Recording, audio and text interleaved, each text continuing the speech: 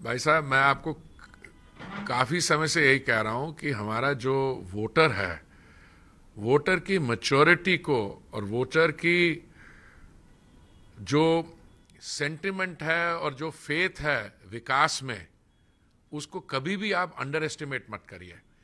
जो दिल्ली के general election में 2024 में और इसके बाद ये जो कांग्रेस पार्टी झूठ और भ्रम फैला रही थी, वो तोड़फोड़ की बात कर रही थी। कांग्रेस के युवा नेता क्या कह रहे थे कि मैं फटाफट खटाखट मैं ये कर दूंगा, मैं रीडिस्ट्रीब्यूट कर दूंगा, मैं कास्ट पे बेसिस पे। ये सब डिविसिव एजेंडा था। हरियाणा के वोटर ने इस समय बिल्कुल स्पष्ट कर दिया है कि वोट उनकी स्टेबिलिटी और कंटिन्यूटी के लिए है। और जो विकास का काम माननीय प्रधानमंत्री जी ने पिछले 10 साल में किया, जो पिछले 100 दिन पहले जो 100 दिन थे उसमें हुआ है, इसका सबका असर हरियाणा में पड़ा है। दूसरा मैं आपको बताना चाहता हूं, कांग्रेस की स्ट्रैटेजी आप देखिए और उसके साथ जो लोग जुड़े हुए हैं। एक आम आदमी पार्टी जो दिल्ली की राजनीति में एक्टिव है, उन्होंने 90 सीट हरियाणा में थी, 90 सीट जम्मू एंड कश्मीर में है। उनका एक एमएलए जीता, उसकी परसेंटेज निकाल लिए 180 में से एक। कोई भी सीट हरियाणा में उनको नहीं आती लगती है, ठीक है। और हमारी जो वोट है हरियाणा की इस चुनाव में पिछली बारी से ज्यादा है।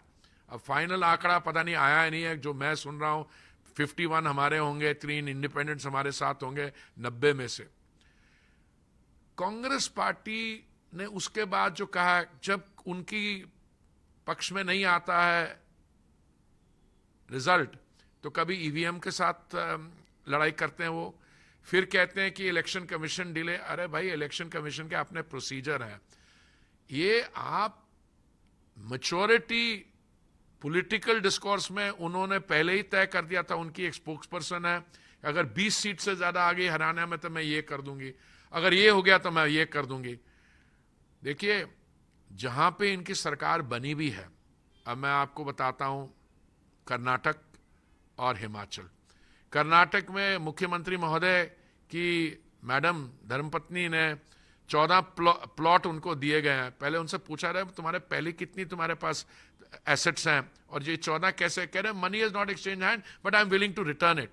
ये अपने आप में ही काफी क्वेश्चन मार्क्स रेज करता है। हिमाचल में आप गए हैं, आपने जो भी करने की कोशिश की है, 2 दिन पहले पता लगा वो एक टॉयलेट टैक्स लगाना चाहते हैं।